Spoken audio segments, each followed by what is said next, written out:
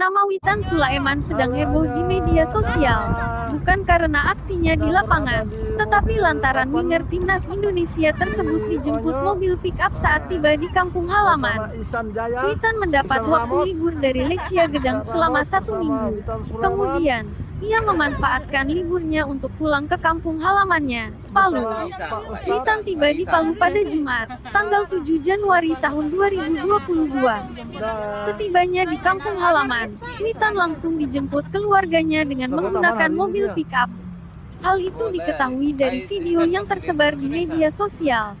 Dalam video tersebut, Witan duduk bersama rombongan keluarganya di bak mobil bagian belakang. Witan, yang turut membawa timnas Indonesia mencapai babak final Piala AFF 2020, menikmati perjalanan tersebut. Ia tampak ceria ketika berbincang-bincang dengan keluarganya di mobil itu.